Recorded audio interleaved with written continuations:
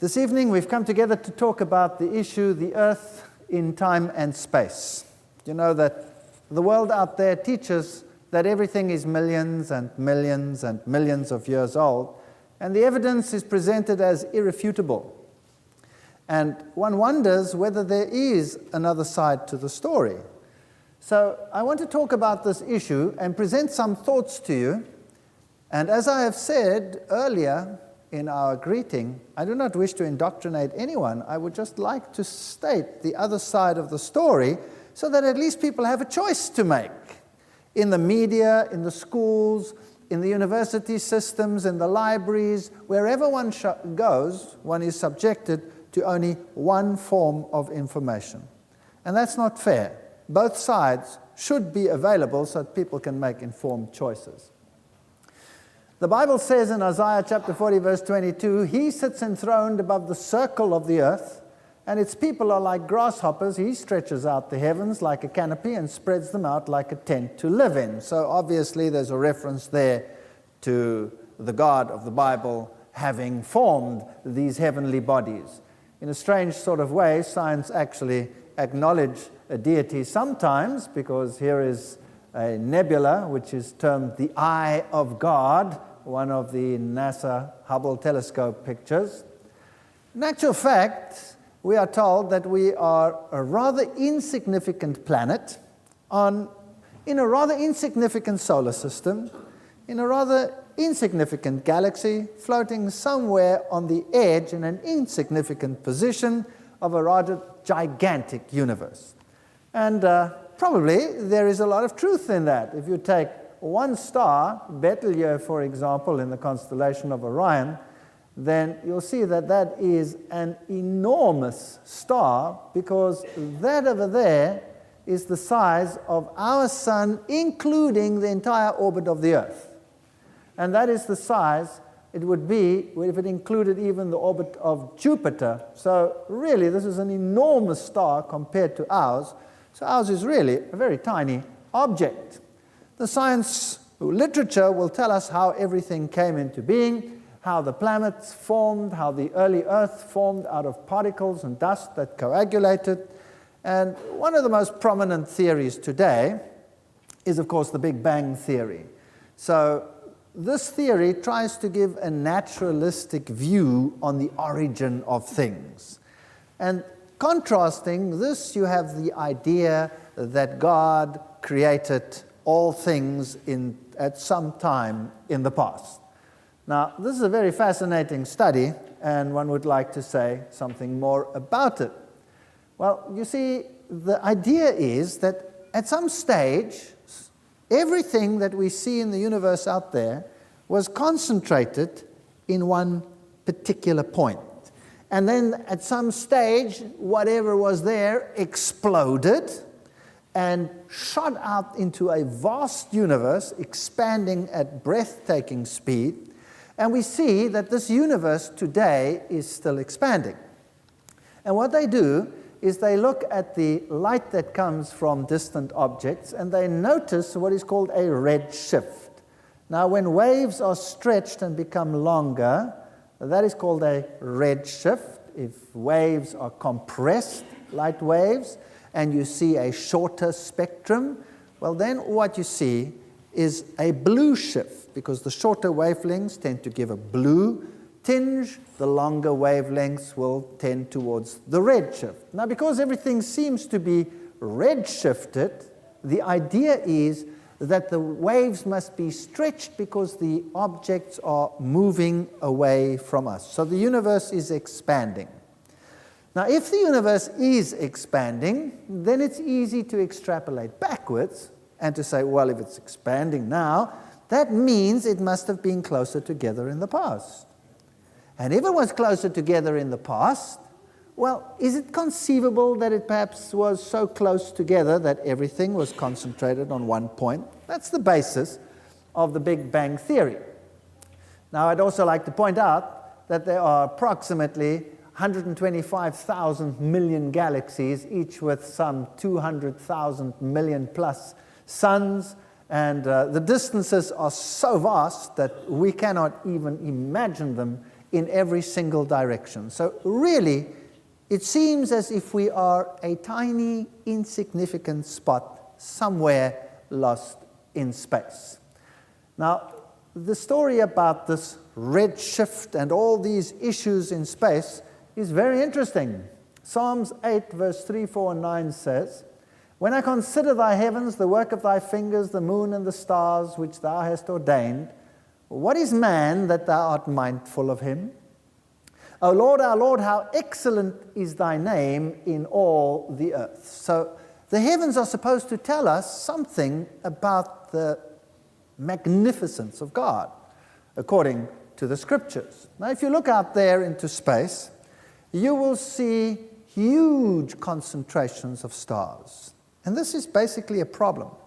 You see, if the universe was at any stage contracted onto an infinitesimal point, and it then exploded, poof, and spread out into the vastness of space, then you would expect that this matter would be uniformly distributed. This is called the cosmological principle. Uniform distribution of all that there exists in this vast universe. But you don't see that. In actual fact, what you see is a concentration of material in clusters and groups in various places. Also, what you see is spiraling galaxies, huge galaxies and super galaxies clustered together, spiraling around each other. And you would not expect that. You would expect a uniform distribution of matter. In actual fact, you wouldn't expect anything. Because if there was an explosion of first energy, which later materialized into matter, there would be equal quantities of matter and antimatter, which would destroy each other.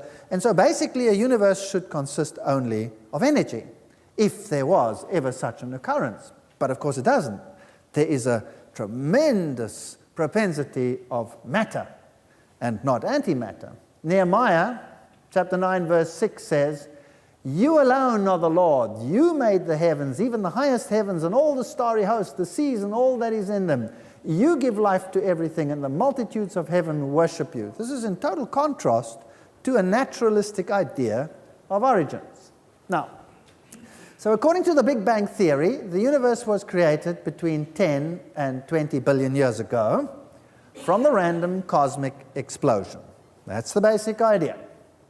And Alan Guth and Steinhardt in Scientific American in 1984 wrote, "The observable universe could have evolved from an infinitesimal region," that means a dot, maybe smaller than a dot, maybe some conjecture smaller than the size of an atom.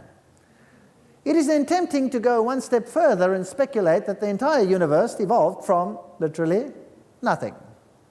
That's rather interesting. This is a scientific statement made by scientists in a scientific journal.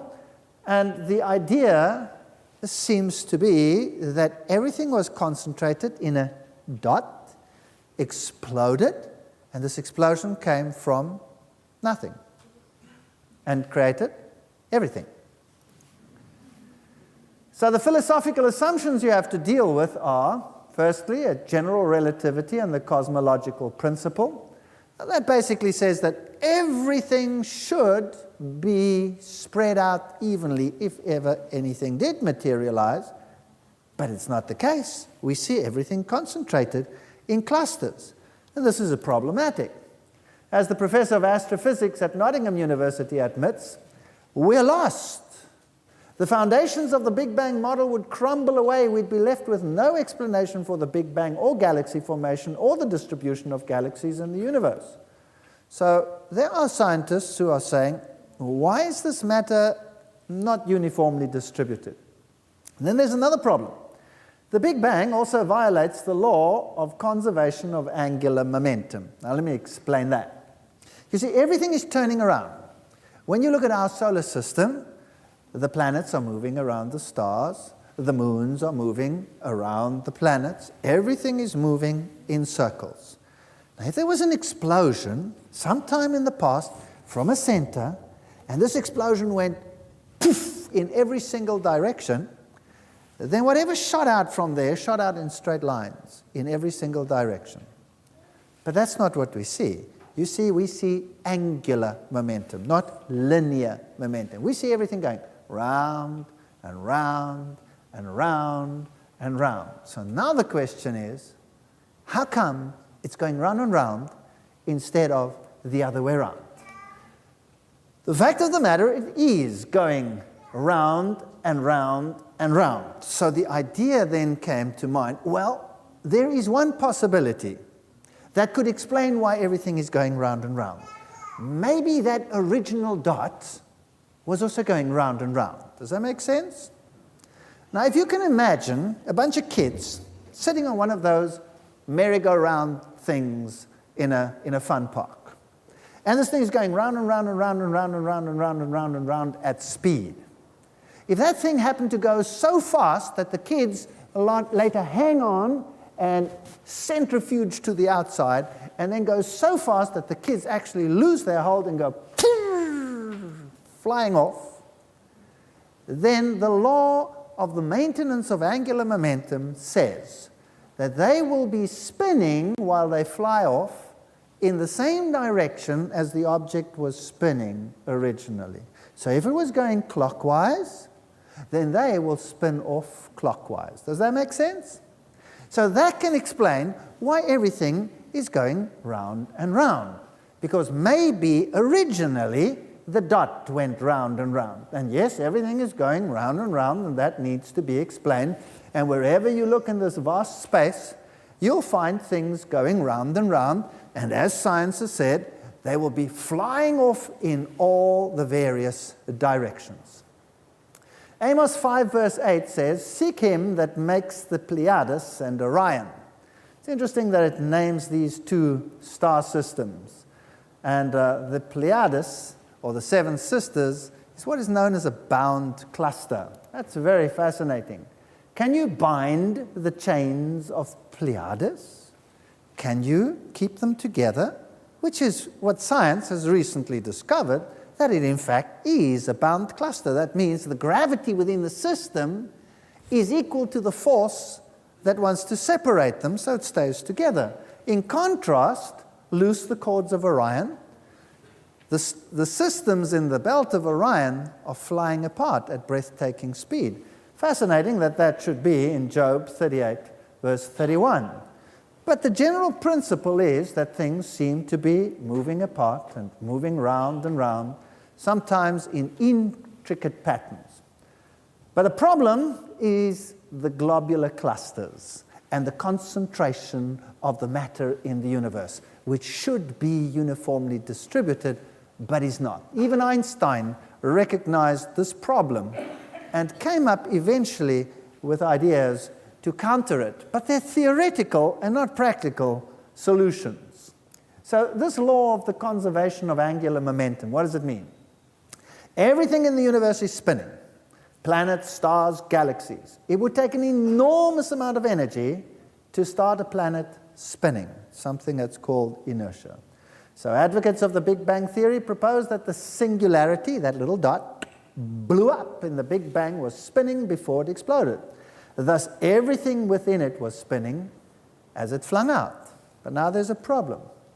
However, some galaxies, some planets, for example, Venus, Uranus, Pluto, many moons are spinning backwards. That's called retrograde motion. It's going the wrong way around. Some moons even have a retrograde orbit around the planet, going the wrong way. Some are going this way and some are going the other way. Jupiter, Saturn, Uranus, Neptune have moons orbiting in both directions. Now, this is a serious problem. Here's a galaxy called NGC 4622, which appears to be rotating in the opposite direction. The whole galaxy going the other way around. Now, this is another serious problem. What do you do with all these things that are going the wrong way around? Planets and moons and all of these things that are going the wrong way around. What do you do with them? Well, the problem is that you would have to say something stopped the spin and put it in the other way. That would have to be such a force that would probably shoot the whole planet apart, and you would have to do it all over the place, even within the same systems. A highly improbable event. So even that seems to violate the idea. There are many scientists who feel that there are many problems with the Big Bang. Here's an article in Nature which says the Big Bang is not yet dead, but is in the decline. And it also says that it implies that some of these findings imply an age of the universe much smaller than the known ages of the stars and the globular clusters of the galaxy. So as far as the Big Bang theory is concerned, the proponents for and against both have arguments, but at least we can say categorically that not everybody says categorically, yes, that's the way it happened. In fact, there are many that say it could never have happened that way. And that's only fair that we hear the other side of the story. And the exploration of space and what science has learned in the last decades is just amazing and boggles the mind. Now, the story goes actually even further. From the Big Bang, you had an explosion. Originally, there was energy. Then a quark soup. These are subatomic particles. Eventually, the first atoms formed, although they never should have. They should have been destroyed by antimatter and matter coming together. And now you have hydrogen. The whole universe out there filled with hydrogen, perhaps a little bit of helium and some of the slightly bigger ones, but basically hydrogen. Now, what do we consist of? What elements are there in us? Everything, from carbon to every single ion that you can imagine, the whole periodic table, we have it. Now, where do all those come from? If we all evolved naturalistically, where do all these other particles come from? If there was a vast gas cloud, it's consisting just of the very lightest of the gases. Well, science teaches that these compounds must have formed out there, or else they couldn't be there today, right? So how did it happen? Well, they reason that the gas clouds started to coalesce upon each other, and eventually forces within the system contracting through gravity, the various elements in upon each other, until you had the formation of stars. And in the stars, you would have nuclear fusion, creating all the other components, and then those stars explode with a supernova and put all that new material into the space. And then that gathers again into new systems, and eventually you have all the elements that you need. There are major problems with that. How do you get a gas that is expanding in a vast universe of space to come together under forces of gravity, mind you, which we do not see operating at that level, forming a star? That's a major problem. And then to redefine it and eventually to have the raw materials to actually start an evolutionary process of naturalistic evolution until we can get the dawn of man. That's basically what is taught. So originally, there was just inorganic material. And this inorganic material gathered then on some planet, and on this planet of inorganic material, organic molecules formed spontaneously on this planet, and those organic molecules again came together fortuitously to form the molecules of life, and they in turn to form cells, and they in turn to form the other organisms on the planet. That's what we're taught. So basically, where does everything come from? Dust. Dust. And dust reconstructed itself through processes, naturalistic processes, to eventually form everything that we see today. So basically, you come from a rock. That's what is taught. That's what one has to believe. And one has to ask oneself the question, is this feasible, that dust eventually formed life, and life eventually formed the complex organisms and structures that we see in the world today? Is that feasible, all by itself, driven by a process which required natural selection? We'll be dealing with all of these issues. Now, science further teaches that once this process had started, then on our own planet, through various ages, which are characterized in millions of years, life came into existence and the evolution of macroorganisms, that's everything that creeps and crawls and does whatever it does, took place in the last 600 million years. And there's a huge time scale which is thrust at us and say, there it is, you do with it whatever you deem fit. And then we are taught that since this early dawn of the macroorganisms, I'm not talking about the prebiotic world, the world can be divided basically into time zones, which geology has basically termed the Paleozoic, the Mesozoic, and the Cenozoic, and that in that time, organisms evolved, and that today we can actually see the record of this evolution in the rocks. That's the science of paleontology. The science of geology concerns itself with how the matter was formulated and formed on this earth, how it came into its present position, and how everything came to be as old and as distributed as it is today. Now, is this true? Do we have such a paleontological record? The answer is yes. Do we have such a geological record? Well, the answer is yes and no. Because nowhere in the world do we have such a complete record. We have a fragment here, we have a fragment there. So basically what we see on the left is a theory which science has put together. It is not based on a definite column that we can go and look at in any place of the world.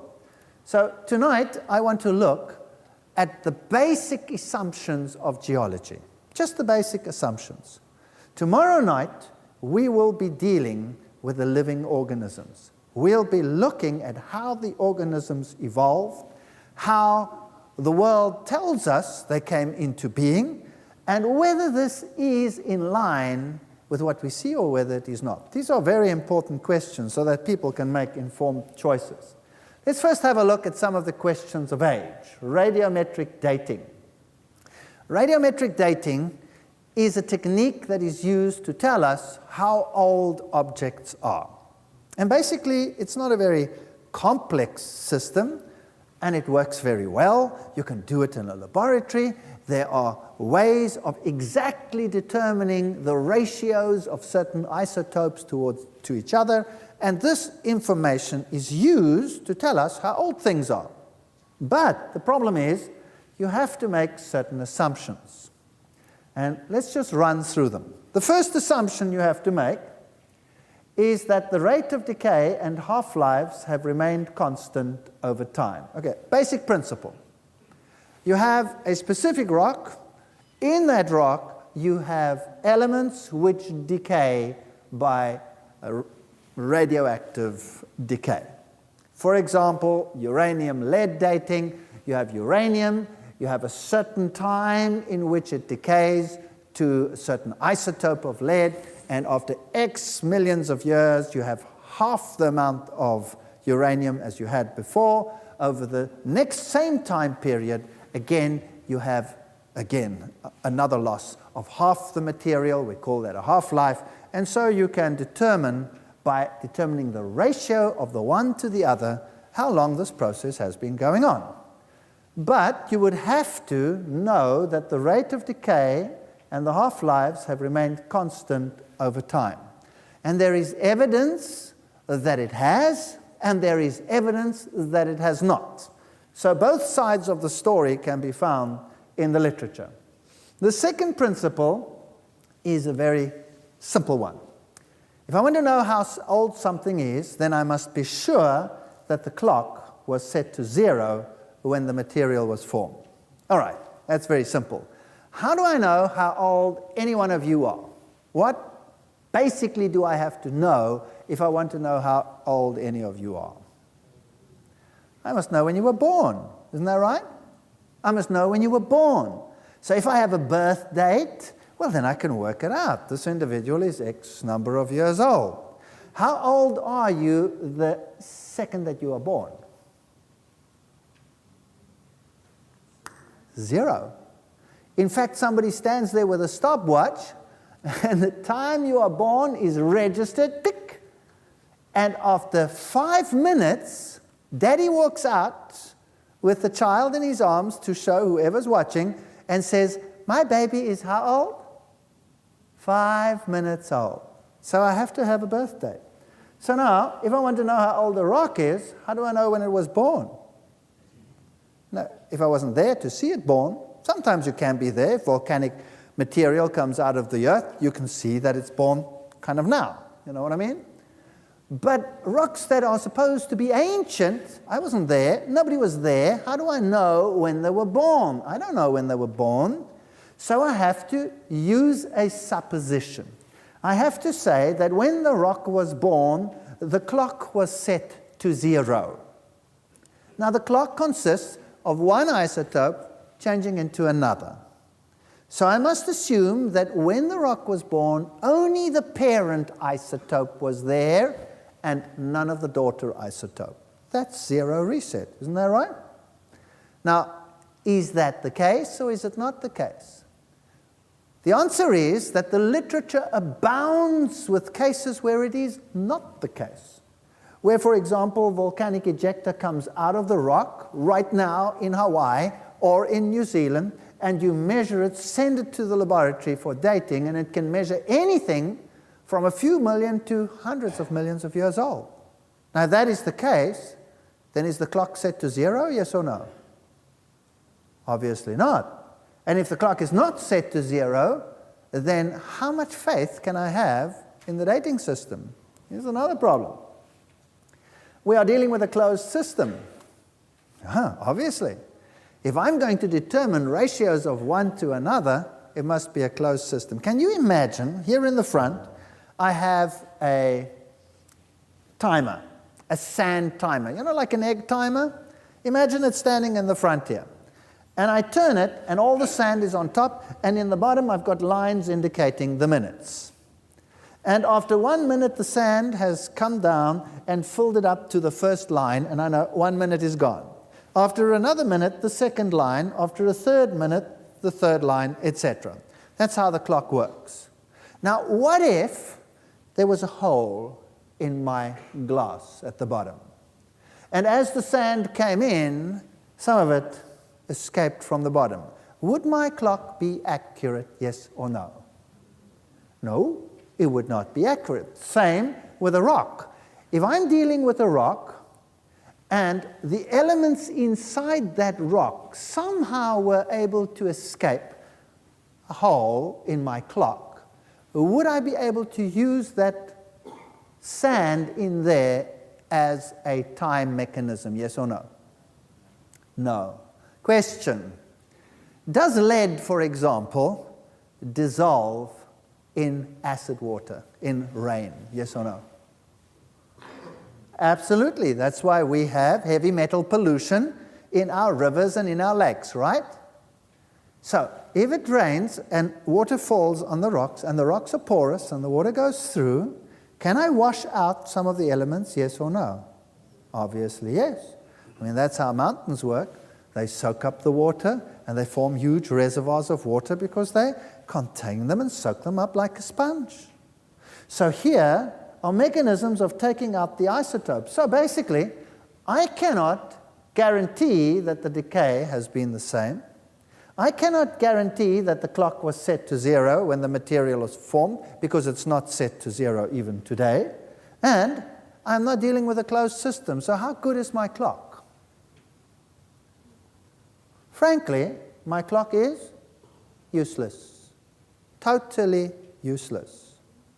The scientific method of determining one isotope relative to the other may be perfect. That may be so, but it means nothing in the light of these points. So when somebody tells me, how old is something? Then how old can it be? As old as you would like it to be.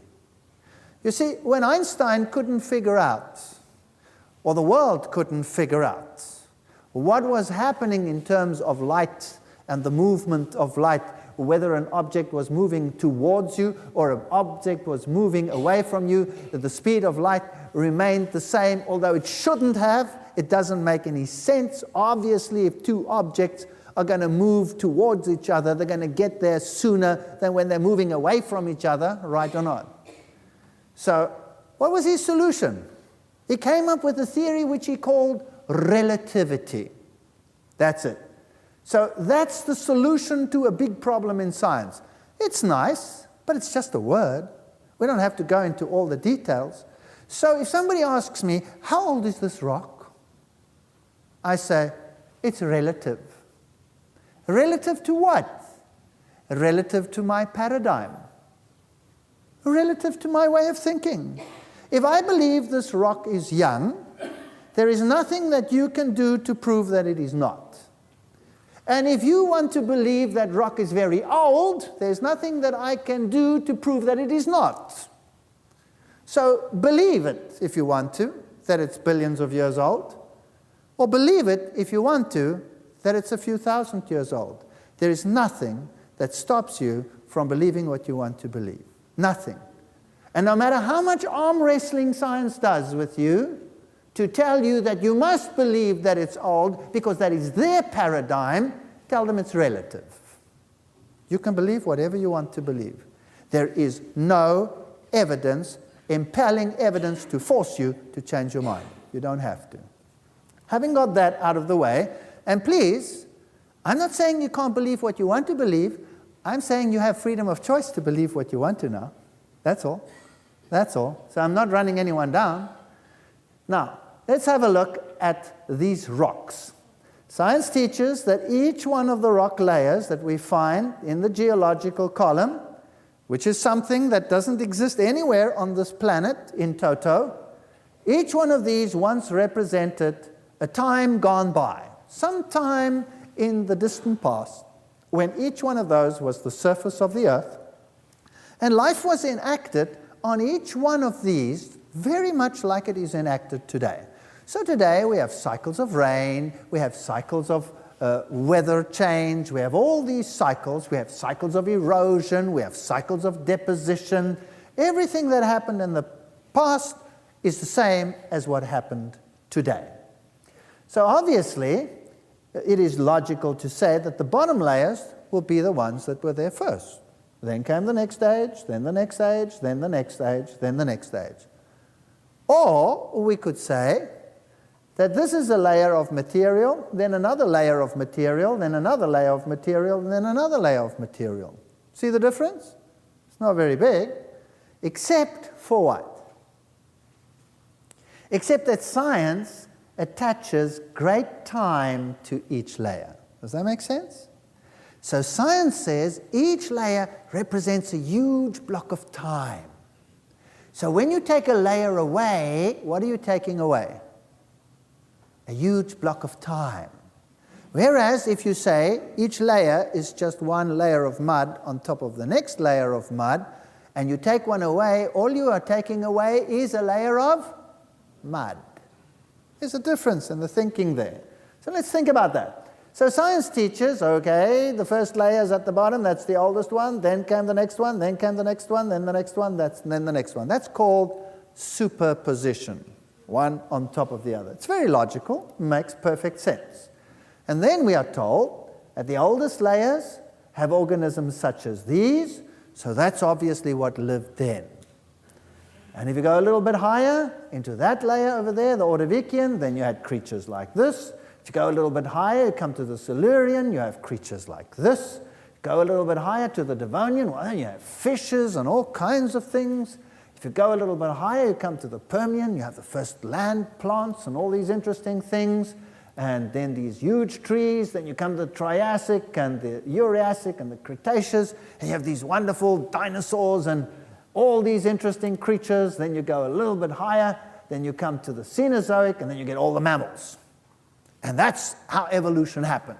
So you started with these marine organisms, and then you went up through the fishes, eventually to the frogs and the reptiles, and etc. Now, we're not going to deal with the animals tonight. We'll deal with them tomorrow. Let's just look at the rocks tonight.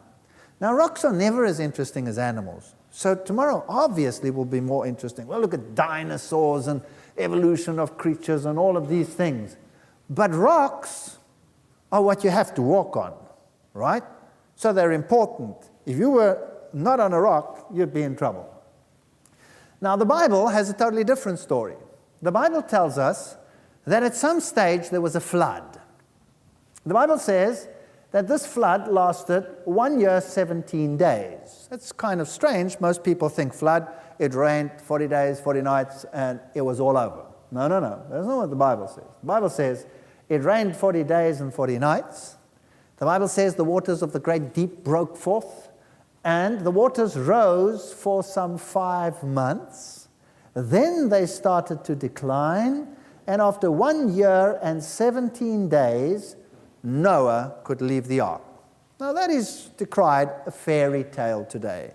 A very strange little story, an allegorism, just to keep people happy, and makes a nice children's story. But in any case, that's what the Bible teaches.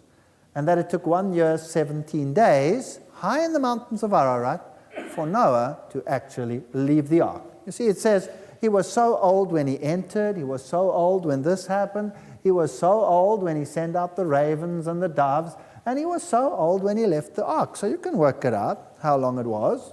And it's 1 year, 17 days, with major activities happening during this event.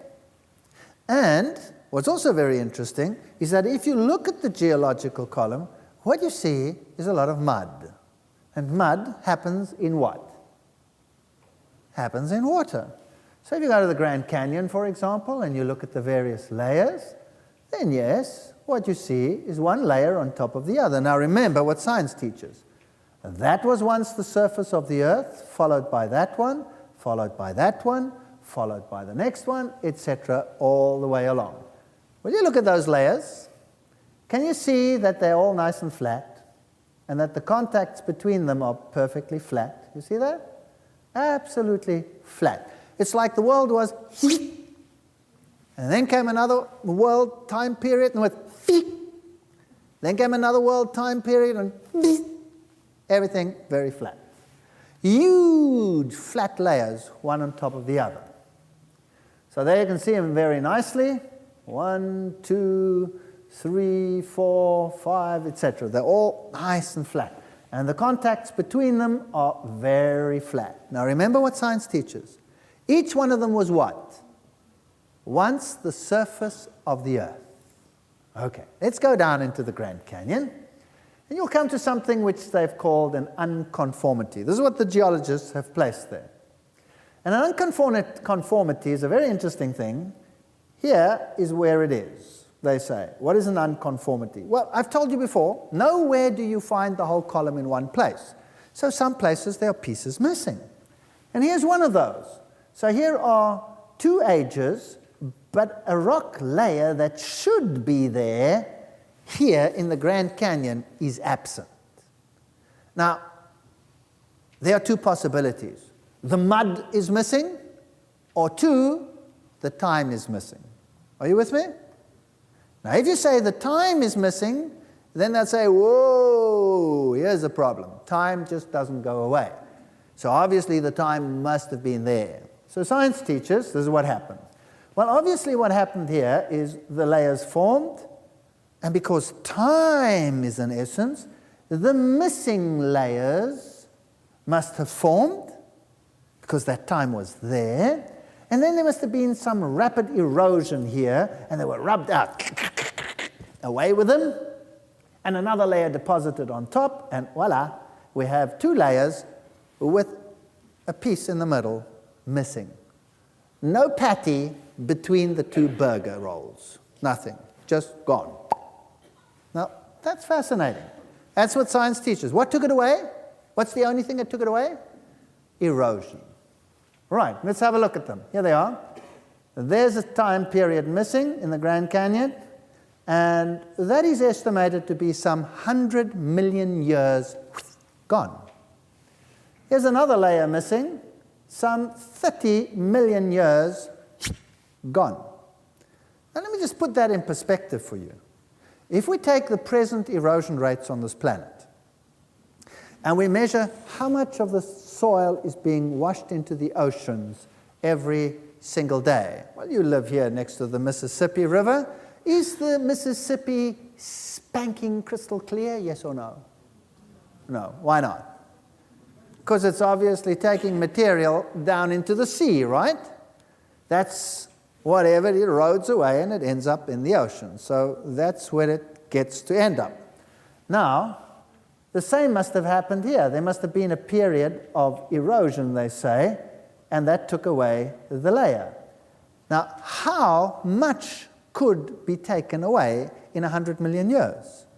Well, did you know that at the present rate of erosions, if we take the lowest level for the United States, which is about 6 centimeters of Earth's surface every 1,000 years, the highest being in the Himalayas, some 2 meters gone every 1,000 years, then it would take just 10.2 million years to wash away the entire continent into the ocean using the lowest level.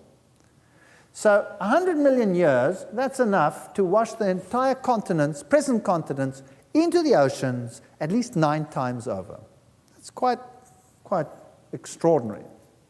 Okay, here you have these flat layers with these contacts missing in between. 12 million years missing between those layers over there. 12 million years. That's enough to wash the entire continent into the ocean once over. And it's a huge area stretching over all of that. And between the 2 layers, this one and the one underneath it, just nothing. Gone. Although we have evidence of a lot of water rushing, that should have left some erosion. Look at these contacts. Flat. Time missing. Time missing. Absolutely flat. Here you have 20 million years missing between this light one and this dark one. 20 million years gone. Flat. What happened? Now, if you have erosion, isn't this what happens? Yes or no? Doesn't erosion make valleys and ravines and things like that? Here are 3 layers taken in Africa on one of the mountain ranges there, the Cederberg, very beautiful area. And look at them. There's one layer, there's another layer, and there's another layer on top. Let me give you another picture. There, on the left. Look at them carefully. A layer at the bottom. Now remember, what does science teach? This was once the surface of the earth. There's the contact between them. There's the next one. There's the contact between them. Now, millions of years later, there's the next one. That's now on top. So that's getting some erosion exposure. Can you see how nice and flat it is? Is it flat, yes or no? No. It looks like this. Up, down, whatever. Why? Because erosion washes it out like that. So now if I put another layer on top, let's say all this went under the ocean and I put another layer on top, would the contact be or would it be yep? What would it be? What do you say? It certainly wouldn't look like that. So do you think it's possible that that was never really the surface of the earth for a very long period of time? And that before you could say, Jack Robinson, the next layer was on top? Is it possible? But what would that do to the evolution theory? What would it do? It would create a great problem because these things happened over millions and millions of years with the same principles applying today, applying to the past. There will be a problem. Look at this. Here's a layer, 1, 2, 3. Everything in between is gone. Where is it? Well, it's been eroded away, obviously. All right, so if I put new layers on top, I certainly shouldn't get flat contacts, shouldn't look like that. Erosion will have it look like that, right or wrong? And if I put a layer on top, it should look like that, right or wrong? But it doesn't, it looks like this. All right, now let's think about this. Let's say this is the Grand Canyon, and the black is one layer, and the red is another layer, but I know there should be a yellow because it was found in another area. But it's not there in the Grand Canyon. So what does science teach? It was washed away by erosion. Is that right? And therefore, millions of years of time cannot be found there. But the contact is absolutely flat, and it shouldn't. It should look like that. So now, here's another possibility. In actual fact, this wasn't time at all. These are layers of mud. There's one layer of mud, a missing layer of mud, and a red layer of mud. Whereas here, we have a black, a yellow, and a red layer. Let me explain this. I have 3 buckets of mud here in the front. One contains black mud, the other one yellow mud, and the other one red mud. Now, I take this huge bucket that I have of black mud, and I go whoosh, and I spread it all over this hall. And then I take my bucket of yellow mud, which happens to be a small bucket of mud, and I go whoosh, and I just spread the front here with my mud.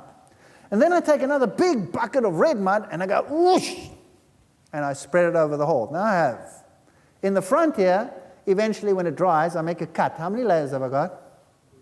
3. In the back there, I make a cut. How many layers have I got? 2. Aha! So in the back there, obviously what happened is millions of years of erosion took the middle layer away, right? Right? Or would you perhaps agree with me, I didn't have enough mud to get to the back? You see the difference in the philosophy? The one requires time, the other one talks about mud. Now, which one is right? The Bible says there was a flood, a worldwide flood. That's what the Bible says. Now, if that is true, you would expect a lot of mud on earth. And do we find a lot of mud on earth? Yes. Everything is mud. Marine sediments here on this earth. Where should they be? In the bottom of the ocean. There's not enough there to account for any of this time that has gone by. It's all sitting on land, which is all kind of upside down. Now, here are some scientific publications. 20 million years of weathering and erosion under varied conditions. And then he says, the survival of these paleoforms is in some degree an embarrassment to all the commonly accepted models of landscape development. Here's a scientist that says, you know, we have a problem. All of these mud layers are there, and erosion is taking place all the time, and look at what we have. Everything is still there. Actually, it should be gone several times over. Why is it still there? So we will be looking at this issue in the next section. For example, the outcrops were excellent, but even the closest inspection failed to turn up the precise position of the 15 million year gap. Why is there a gap and I cannot see it? These are questions that need answering, and we'll see them in a moment.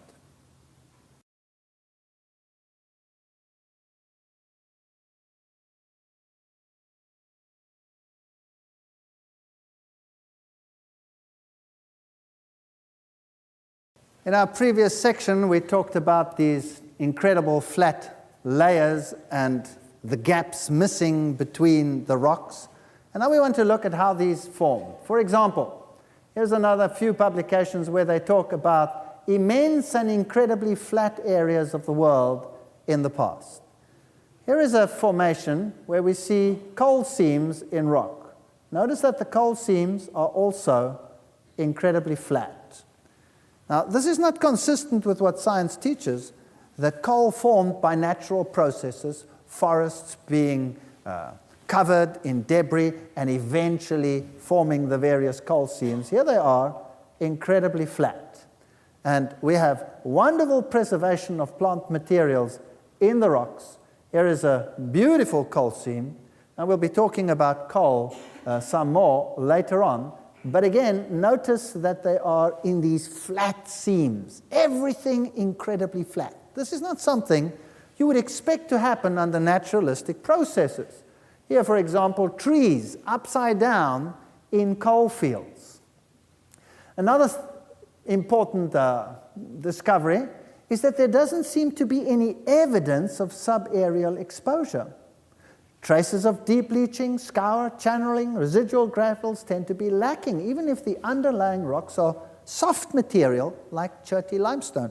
So, if there was erosion between the layers because they were the surface of the earth, why don't we see it? There's no evidence of it. It's just doesn't make sense. This is what we call a turbidite. Now let's have a look at an alternative model. This is what is an underwater mud flow. When water is muddy, we say it's turbid water. It's muddy.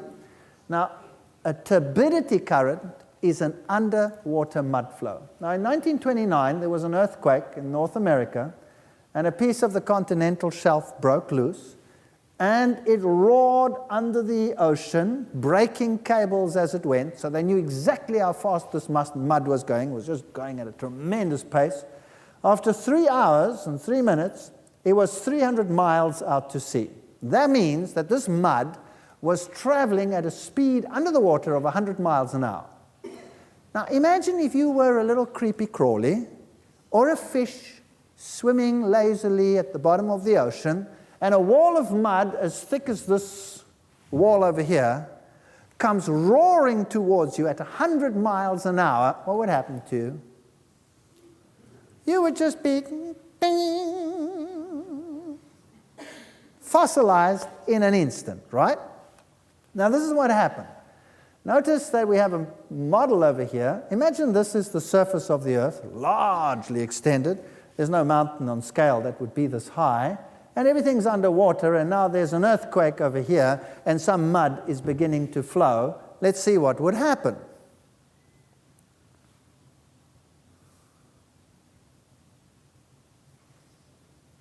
There it flows. Watch how it comes over the hills, into the valleys, over the top.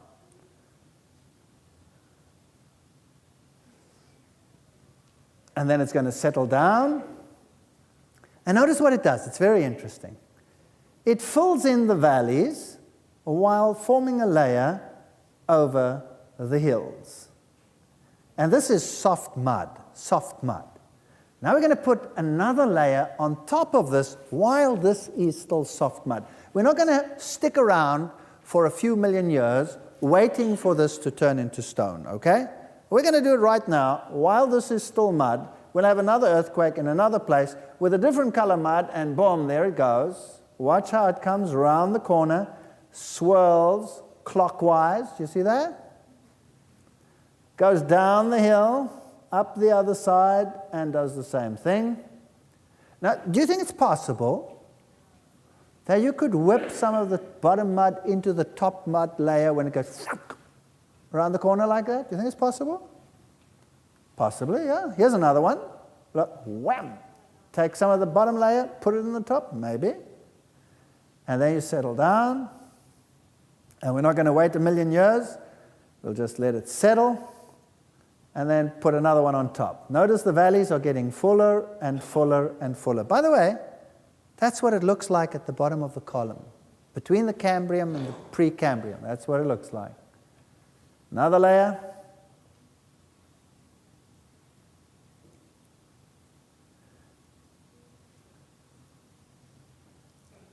And another.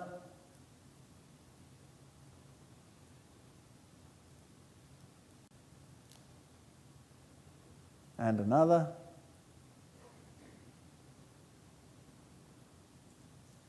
And now it's getting pretty flat. And now they're just rushing along nicely, one on top of the other.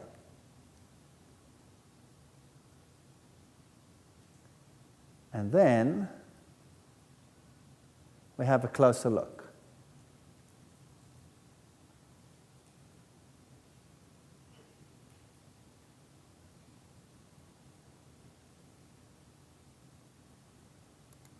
What do you see?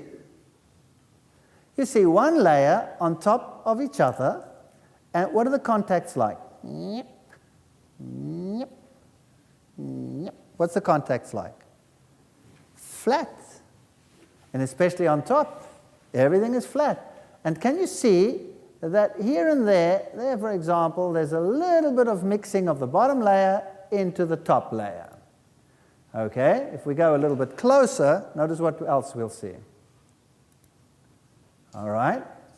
If you look carefully, you will see that in this layer, from there to there, the coarser material, the heavier stuff, is at the bottom. Why? Because it's heavy and it settles out. And the finer material is at the top, because it's lighter. and it takes longer to settle. So this thing is graded coarse to fine, which is what happens in water. Now, if this layer had to form over millions of years with then a rain and then a drought and then a rain and then a drought and all these things happening, would the whole thing be jumbled up or would it be graded coarse to fine? It would be jumbled up. If it's graded coarse to fine from the bottom to the top, what does that mean? That this layer formed how? Boom, catastrophically. All right? So if we go into nature and we have a look at them, here we are in the Swiss Alps, hundreds of these layers, one on top of the other. So it's just one after the other. Here we have some in Texas, and they've been lifted up. And you can drive to any of these areas in your country, you'll see beautiful examples. They were, of course, first flat, then they were lifted up later. These are all turbidites. How do we know? Because they're graded coarse to fine. Here are huge ones, big ones, showing tremendous activity. Here's another one. Notice the coarse material is at the bottom, then it gets finer, and then you have the fine mud over there. There are even some ripple marks saying that this happened underwater. And there's the next one, the coarse material to the fine material. Here's one in Australia. This one is in New Zealand, sorry. There you have the coarse material at the bottom. You'll see the pebbly, grainy stuff, the water lines, and then the finer stuff, and the next one starting on top. So how did they form? Slowly or quickly? They had to form just like that. These are mud layers that form just like that. Now, if you go to the Grand Canyon, you'll find a fascinating thing. From the bottom to the top, the whole canyon is graded coarse to fine. Wow. That means that the whole thing must have happened in a very short period of time. Now, the scientists will tell you, now, whoa, hold it a second. There are obvious regions in the geological column where we can say that this was a desert time period. How are you going to fit that into this watery situation? And they will cite areas like this in Zion National Park, for example. This layer, they claim, was a period of desert. And this over here is a desert dune. There's a problem here because desert dunes never got to be this big, because they just cannot be that big in air. But underwater they can. And so they studied these in detail, and looking at the way in which it is laid down and how it is formed, they've come to the conclusion that after all, they were formed in water. So what happened? Let's assume you have a continent, and the mountains that are here today in the world didn't exist. Didn't exist. So it looked different, and you had huge inland seas and you had an ocean basin. And then something happened, and the whole continent was pushed under the sea. That means the sea would rush onto the land, and all the sediments in the sea would go onto the land. Then you would have the sediments of the ocean mixed with freshwater sediments here on the land. And then you do the reverse. You lift up the continents again, folding takes place, the mountain ranges form, and the new ocean basin forms. And the sediment that was in the ocean is now on top of the land, and you can see it in the mountain ranges and all over the place. And that's what it looks like. The sediment is on the land instead of in the ocean. Where should it be if the oceans have been around for hundreds of millions of years? Where should the sediment be? The bottom of the ocean. It's not there. It's on land. Oh, that's very strange. Let's have a look at these layers. Here are two layers in the Grand Canyon. The one is called Coconino Sandstone. The other one is called the Hermit Shale. You can tell them nicely apart. They've got two different colors. And you can see some interesting structures. Boom, there's one. It's called a flame. Here's the one layer. There's the other layer. And here there's obvious mixing. Can you see that this one over here is as if it were whipped into the top layer? Can you see that? So something came rolling along and whipped up some of the bottom into the top and mixed them. Now, if this layer over here at the bottom were millions of years older than that layer, would that have happened, yes or no? Never. This is a geological nightmare, because this cannot be explained other than by catastrophism in water. Or could I depress a top layer into a bottom one, squelching it, not breaking it, going if the bottom layer weren't soft? Impossible. Could I fold mountain ranges like this or like this? Could I just take the layers and go like a bunch of layers of dough in a whatever donutty thing? Could I just go do that? No, unless the layers were soft. Now remember, science says each layer was the surface of the earth.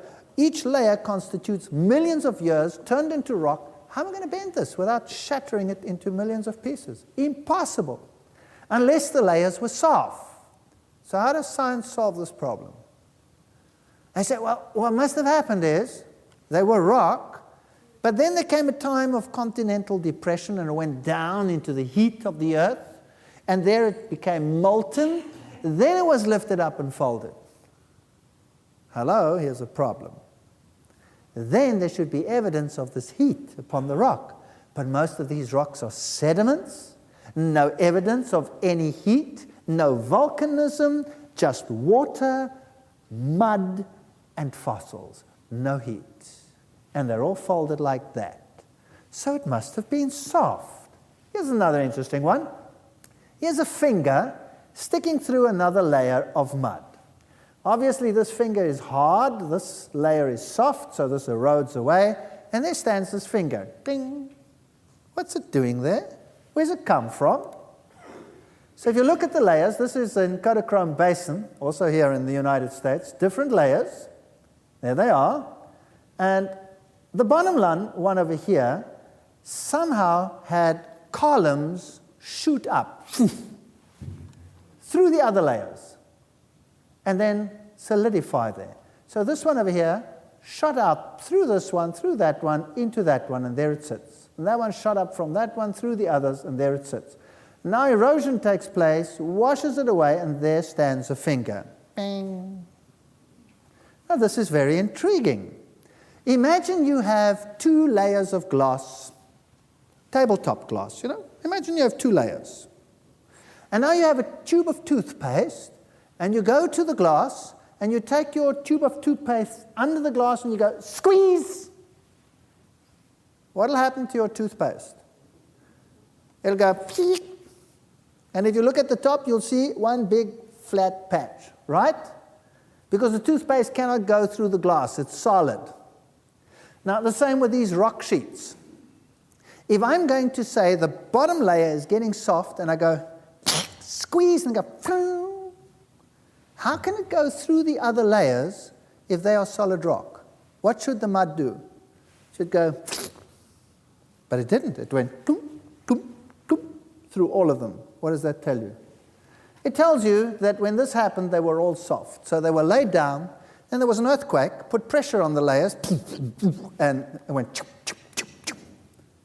and they shot columns through, and then they got stuck, and then they dried, and they formed this. And that's how you get that. Only if they were all soft. So there they are, standing there as though they should have been there. If you look here at the Grand Canyon, that's another interesting area. The Grand Canyon goes through an uplifted area, and there is the canyon. Now, rivers don't flow over hills.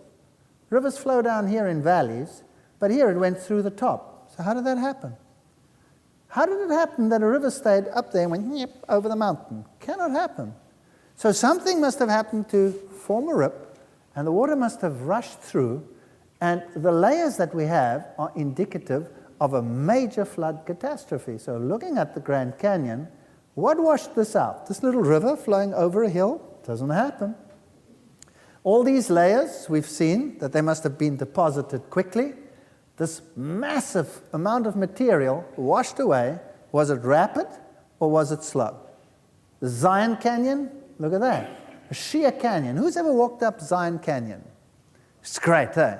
It's magnificent. You walk up that canyon, and you just got to be careful that floods don't come. And by the end, you can touch both sides and go up the canyon. Wow, it's magnificent. You guys should do it. And you look at those canyons and you think, wow, what happened? Was that rapid or was it slow? Well, here you're going to Africa.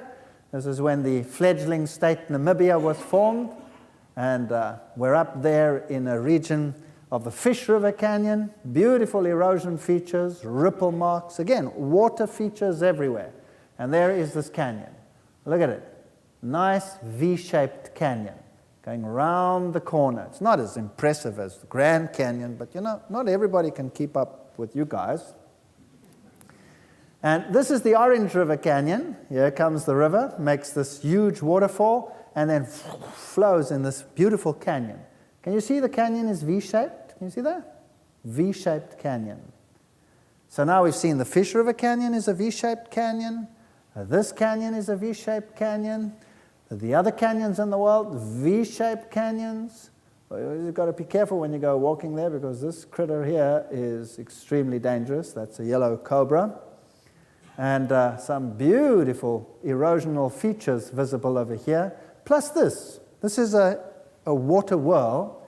There's another one. So here something went, took it out when it was soft mud, or something else happened. Science will tell you, no, what happened here was the water flowed and there was a stone in there and went round and round and went grind, and made a hole. So there's a nice round hole. Some of them you can sit in like that. Some of them, like this one, are high up in a mountain. Did the water flow up there? That there are these round holes? Or is this evidence of a recent flood? Here is the Colorado River.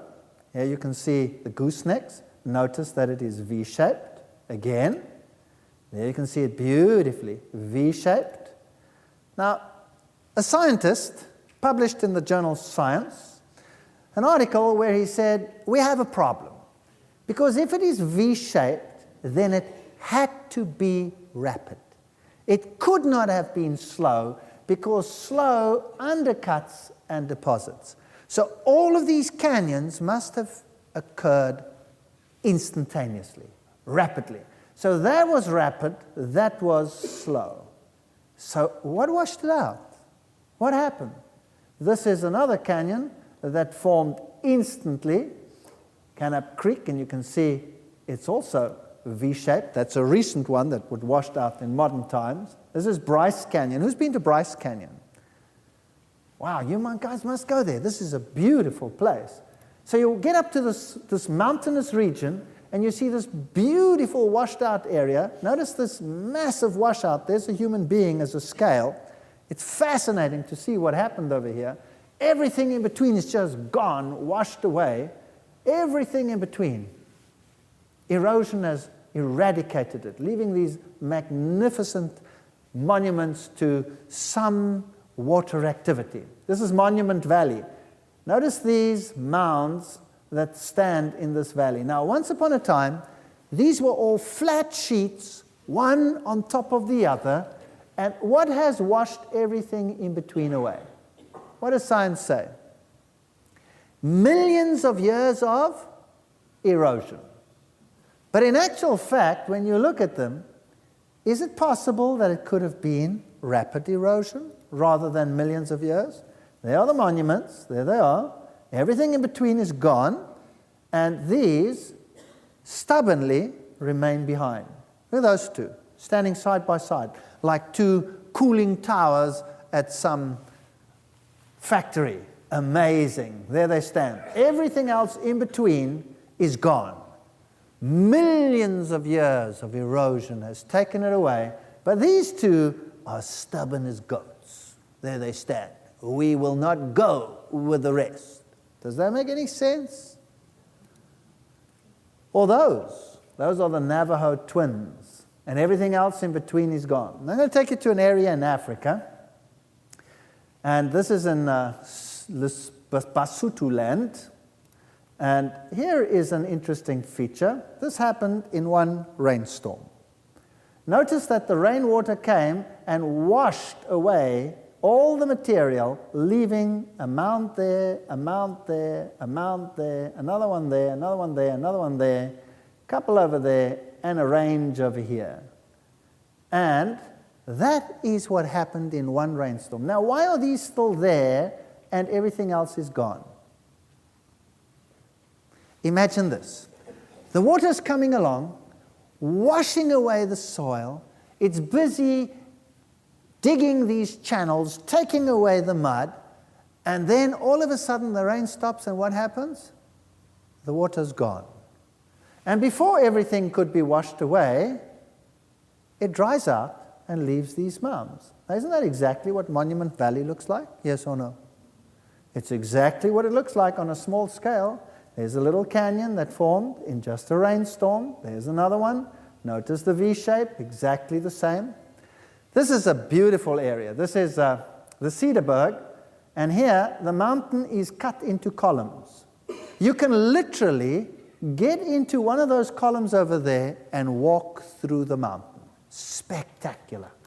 When you get in there, it's like a cathedral with huge arches hanging over you like this, and you can walk in this area under these arches, and there you can see the layers of mud. 1, 2, huge layers deposited one on top of the other with these flat surfaces in between. And as you look down these slits, you can see there's a person walking.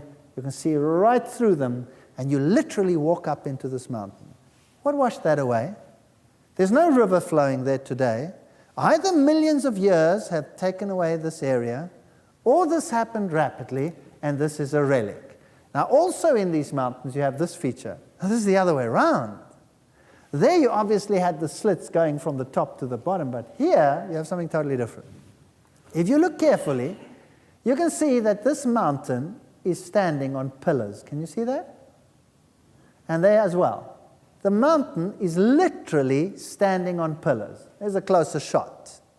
So basically what you're doing over here is you're not walking in a slit on top of the mountain, you are now walking under the mountain. You're walking through a chapel of pillars. It's called Town Hall because it's got all these pillars. Now, this is weird. There's no river or anything there. What washed that out? How did this happen? That you have these huge mountain blocks standing on pillars. And everything in between is gone. And now you can walk through the mountain. Well, imagine this. Imagine you have these huge layers of mud, one on top of the other, covered in water, and suddenly this water drains off the land because the ocean basin is formed and the continent is lifted up. And this huge body of water just rips channels. And as the basins lower, the water level does what?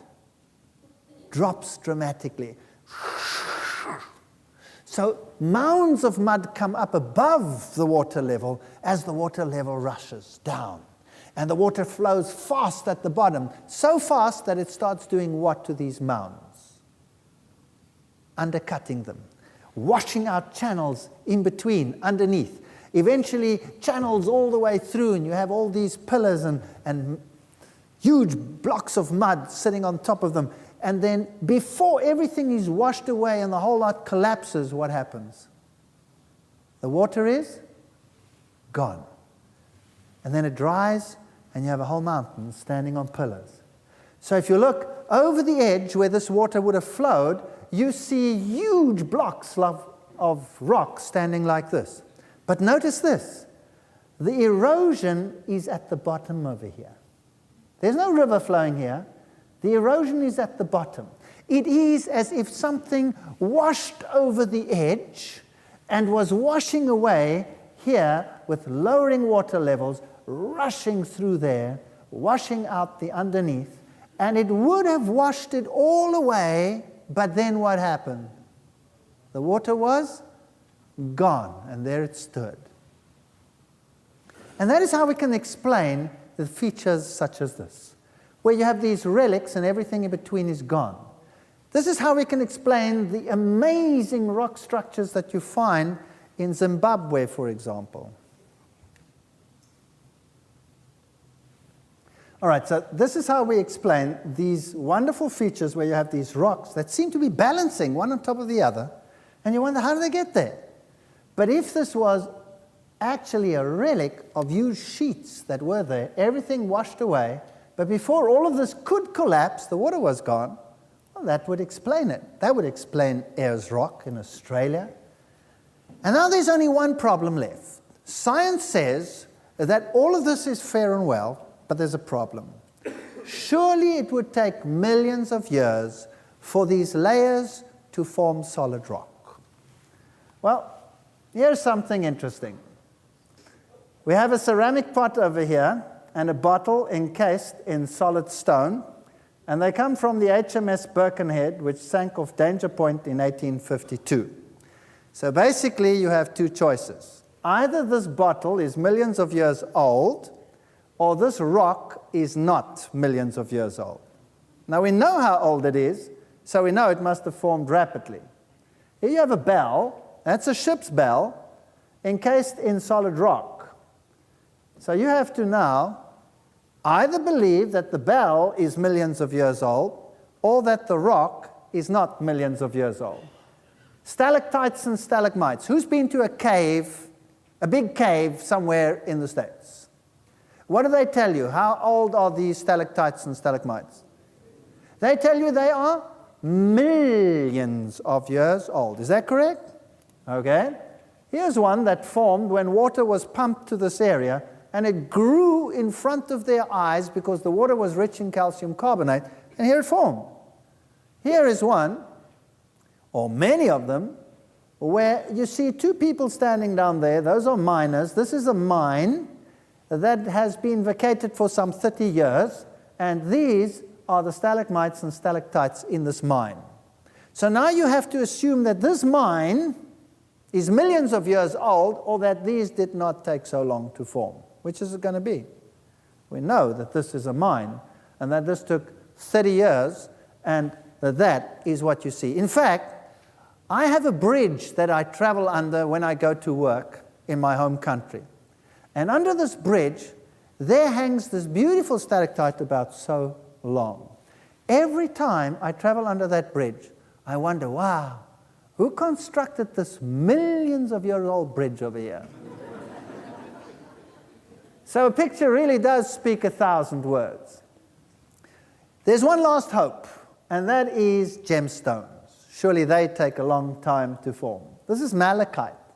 Malachite is a semi-precious stone which we find in Africa. It's a ritual stone. It's used by the witch doctors, and it has magical connotations for them. It's a beautiful green stone, and it forms in Zaire, the former Congo, and there are mines there where these are dug out. Now, they form in columns like this, so they're basically like stalactites and stalagmites, and they form when the right elements are in the rock. Now, it's very expensive, and here is a piece that was sent to the United States from Africa, and it broke in transit. Now, a piece like this, that's about 12 centimeters across. It's not very big. A piece like this will cost in the region of $26,000 US. This is expensive stuff. So now, when it broke, they sent it back. And now the dealer had it and called me and says, I have a disaster. Come and look at this. So I went and had a look. And there was a wire. Can you see it? Sticking out of the rock. And I said to the dealer, you know, we have a wire in here. This is very, very strange. Do you mind if I take your $26,000 rock and break off the next one? Literally burst into tears. Literally. That's a lot of money, you know. But we took it and we went, and guess what? What do you see in there? Well, let me go a little bit closer. What do you see down there? It's another wire. And if you look at the material, it's malachite. There is no crooking here. This is perfect malachite. So now you have an option. This wire over here tells you that wire has been around for millions and millions of years. Or there's another option. The miners might have discovered that if they put copper wires down and they let water run through the rock material, that this would act as a center for rapid formation, and the stone would form quickly. So I said to the dealer, wow, where do you get this stuff? He said, I got it in Zaire. I said, that's amazing. Can you get any more? He says, no, they're out. I said, well, that's a great opportunity. Phone them. Ask if you can order some more. And he said, but they have none. I said, well, ask how long it'll take before you can get some more. So he found them, and he asked them when he could get some more malachite. And they said they were all out. So he said, well, how long would it take before you could send me another assignment? And they said, well, how big do you want it? That's a fascinating question, don't you think? How big do you want it? What has size got to do with what you find in a mine? And so I said to him, same size. Yeah, same size. So he said, well, about 12 centimeters by 12 centimeters. And they were silent for a while, and they said, we could probably find those in about 3 months. So how long does it take for this rock to form? 3 months. So do we need millions and millions of years for all of these features? The Bible says in Romans 1 verse 20, for the invisible things of him from the creation of the world are clearly seen, being understood by the things that are made, even his eternal power and Godhead, so that they are without excuse. So basically, if you go and look out there, maybe you can see things which might tell you that maybe the Bible's not so wrong after all. That's the bottom line of this text. Now, we have looked at some of the features. We've looked at the time issue. We've looked at the cosmology. We've had a look at the planets and the stars and all the theories as to where everything came from in terms of all of these things. But what we haven't looked at in detail is whether this flood indeed was universal. That's a problem. You see, science is willing to look at some of the evidence that they find and say, okay, we're trapped. We admit it. There is a problem. But we will acknowledge only local catastrophes. We will say, yes, there is a possibility that that feature over there formed during a local catastrophe, and that one over there formed during a local catastrophe. But a universal flood, forget it. Why? Why is it imperative, and think about this, why is it imperative for science to deny a universal flood? Why? I'll tell you why. Because if there was a universal flood at some time in the not-so-distant past, and it destroyed all life on the planet, and then it was over, and you wanted to stay naturalistic, what would you have to do to evolution from that point onwards?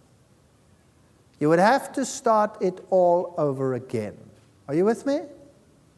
So it is impossible for modern science to conceive of a universal flood. Impossible. If there was one, big problem.